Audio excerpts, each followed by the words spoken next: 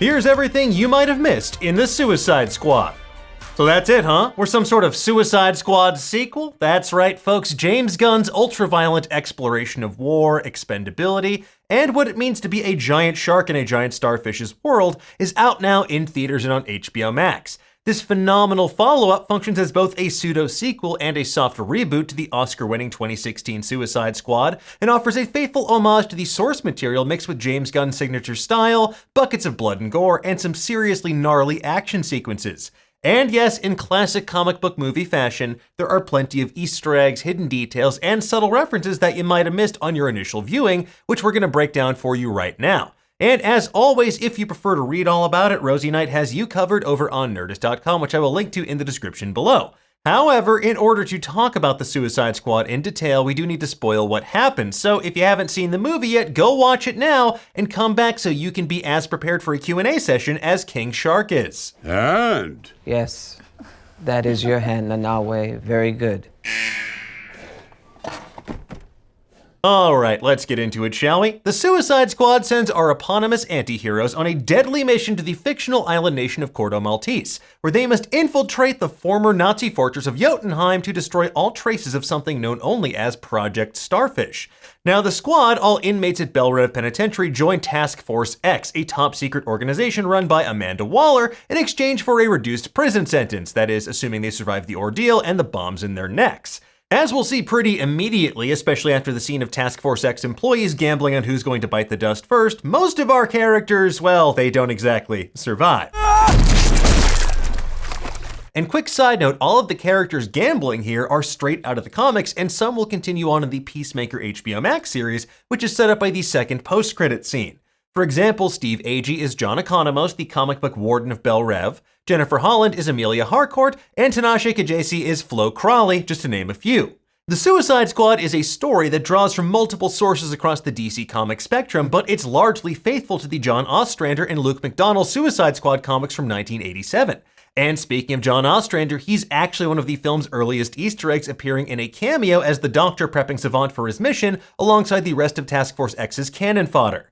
Now, for those who don't know, the Suicide Squad originally appeared in 1959 to The Brave and the Bold number 25 by Robert Kanigher and Ross Andru as a group of World War II soldiers. Most famously, they wound up trying to take over the appropriately named Dinosaur Island in the pages of Star-Spangled War stories as part of the war that time forgot. But I digress, because John Ostrander is largely responsible for the super villainous version of Misfits that we know and love today, and his cameo here is just pitch perfect. Although the OG Suicide Squad comics find Task Force X infiltrating the fictional nation of Karak, this time they're heading to Cordo Maltese, which first appeared in 1986 as The Dark Knight Returns number 3, and perhaps more famously in Tim Burton's 1989 Batman as the location Vicky Vale shot photos in for Time magazine.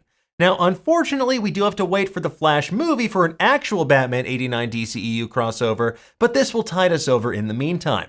As for Cordo Maltese itself, the name is actually shared by Hugo Pratt's classic pulp comic hero, so that is a reference in and of itself. And everybody's favorite Harley Quinn is back this time around, and she's fully moved on from her abusive relationship with Mr. J. Her Property of the Joker tattoo now reads Property of No One, and her sweet-ass leather jacket reads Live Fast, Die Clown. According to James Gunn on Instagram, he narrowed the list of jacket slogans down to 3 contenders, including Clown AF and World's Greatest Grandpa, but ultimately Live Fast, Die Clown won out. And speaking of living fast and dying like a clown, the seat where Pete Davidson's Blackguard freaks out next to Weasel because he thinks the creature is a werewolf is nicely paralleled in the first post-credit scene. We learn that Weasel did not in fact drown on the beach after all, and he rises underneath a full moon, kinda like a werewolf, scampering off to presumably wreak havoc in Cordo Maltese. Those poor, poor civilians. Back in Belle Reve, we learn why our reluctant team leader Bloodsport, aka Robert Dubois, is in prison. The crime that landed him in Belle Reve, shooting Superman with a kryptonite bullet, is straight out of John Byrne's 1987 comic Superman Volume 2, Number 4. And although the Man of Steel made a full recovery, James Gunn has joked that he has fewer spleens than he did before, which raises way more questions than I had when I started this video. How? I don't want to know. As Bloodsport and Peacemaker are making their way to the briefing room, we encounter a few other DC deep cut cameos. Natalia Safran appears as the multicolored Kaleidoscope, a Superboy villain with hallucinogenic light powers that debuted in 1982's Superboy 36. Sean Gunn, in addition to doing the mocap for Weasel, guests as Calendar Man, who first debuted in 1958's Detective Comics 259, but he's best known for his role in Batman: The Long Halloween. And standing behind Calendar Man is Double Down, named not for the sandwich, but rather a Flash villain that first appeared in 2015's Flash number 41. And he answers the lifelong question that many of us have asked: what if Gambit ripped off chunks of his skin in the shape of playing cards? Be cool, right? No, it wouldn't. He sucks. Moving on, when we first meet Nanaue, aka King Shark, we see him reading an upside-down copy of William James's The Varieties of Religious Experience. And while he's clearly doing so to try and seem smart, it's actually a nod to a very iconic panel from 2013 Suicide Squad number 20 of King Shark reading a book of Persian poetry by Rumi. Now, the choice of a book on religious experience could be taken as a nod to Nanaue's comic book heritage, which is alluded to later in the film as well. In the comics, Nanaue was long rumored to be the descendant of an ancient shark god until it was officially made canon during the Aquaman Sword of Atlantis comics. In Ratcatcher's cell, we see the perpetually sleepy Cleo has a photograph of her father on the wall, and later she shares with Bloodsport the truth about her dad, that he was actually Taika Waititi the whole time. Now, the original Ratcatcher first appeared in 1988's Detective Comics 585 and had the ability to command rats much like we see his daughter do here. However, this tragic backstory is a brand new addition for the film. The hilarious briefing room sequence itself is actually straight out of the pages of Suicide Squad number 1, published during an era when overhead projectors were still in everyday use. Do you ever use it anymore? No, not really. Later, after King Shark decides that friends aren't food, Waller mentions that Bloodsport served with Rick Flagg on a Special Forces unit in Karak. Their mission was to take down Avril Kadam, a general that seized power in this fictional Middle Eastern country, and appeared in 1991's Deathstroke the Terminator number 1. Now, as mentioned previously, Karak was the location of the Suicide Squad's first mission in the original Ostrander run, here replaced with Corto Maltese.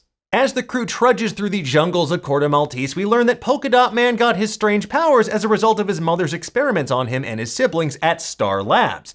First appearing in 1971's Superman number 246, Star Labs has been a prominent part of the Arrowverse and also appeared in Man of Steel, Batman v Superman, Dawn of Justice, and Justice League to boot. We then get another comic book deep cut when we see Amanda Waller practicing her putting skills. She says she has to golf with Senator Cray soon. Senator Cray is a corrupt politician that first appeared in Suicide Squad number 11. He tries to blackmail Waller about the Suicide Squad's existence and winds up with a bullet in his head courtesy of Deadshot. Later on, we learn the truth about Project Starfish. Starfish is a slang term for a butthole. Think there's any connection? No, not that. In the Suicide Squad, American astronauts captured an alien life form, derisively dubbed Starro the Conqueror by the Thinker. That's meant to be derisive. Later imprisoned at Jotunheim, Starro was experimented on by the Thinker for 3 decades under the direct orders of the American government. And although the Suicide Squad marks Starro's first live-action appearance, we saw Steppenwolf use a Starro-inspired device in the Snyder Cut as well. Created by Gardner Fox and Mike Sekowsky, Starro was a threat so grave that it actually brought together the Justice League for the very first time in 1960's The Brave and the Bold number 28, just 3 issues after the debut of the original World War II era Suicide Squad. Inspired by Ray Cummings' 1930 pulp sci-fi novel Tyranno the Conqueror, Starro is the leader of the Star Conquerors from the aptly named Star Planet. Basically, Starro releases a bunch of tiny versions of itself to mind control host bodies and psychically enslave entire planets, kind of like what we see happening here. Moving on, we come to everyone's favorite scene, an evening at the suggestively named nightclub La Gatita Amable, or The Kind Cat. Wink. During this scene, we get a pair of blink and you'll miss it cameos. Guardians of the Galaxy's own Pom Clementif is strutting her stuff on stage as a dancer, and we also see Troma Entertainment founder and James Gunn's old mentor, Lloyd Kaufman, as one of the bar patrons as well. Later on, after Harley Quinn realizes that her extended Evita cosplay is just another red flag, and after she escapes an emoji-using torturer, we get to see the world through her eyes in a wildly colorful action sequence. Dubbed Harley Vision by production designer Beth Mickle, Harley's world is full of flowers and animated animals that grow increasingly frightened of her as she turns the guards around her into a fine red mist. After that, when Harley and the squad are laying some ground rules for the Thinker, Harley warns him that if they find out he has personalized license plates, he's dead. Now, if you recall, the Joker had personalized ha ha ha license plates in 2016 Suicide Squad, and now they're clearly a major red flag for Harley as well. And speaking of red flags, when Rick Flagg tragically dies during his battle with Peacemaker towards the end of the film, we wiped away our tears to note that this too is actually a nod to John Ostrander's Suicide Squad comics. In Suicide Squad number 26, readers were led to believe that Flagg was killed in Jotunheim, but it was later revealed that he actually survived. I know! Someone in comics didn't die when you thought they did? What the f? Although, with that said, despite his obstacles or opportunities shirt, something tells me that unlike the James Gunn Twitter debacle that inspired said shirt, death is one obstacle Rick Flagg won't be overcoming anytime soon. And last but not least, folks, we are duty-bound to point out the news network that Bloodsport's daughter Tyla is watching at the end of the film is GBS, Galaxy Broadcasting System, the television arm of Galaxy Communications, the media empire run by Superman villain Morgan Edge. And there you have it, folks. That is everything we spotted in the Suicide Squad. And if you want to go even deeper into the lore of the DCEU's latest entry and the larger meaning behind the film's post-credit scenes, we've got you covered over on Nerdist.com. In the meantime, though, tell us, what did you think of the Suicide Squad? Did you spot anything that we missed? No one likes to show off. Unless what they're showing off is dope as f. Let us know in the comments below, and for the latest and greatest in the world of pop culture, stay tuned to Nerdist.com.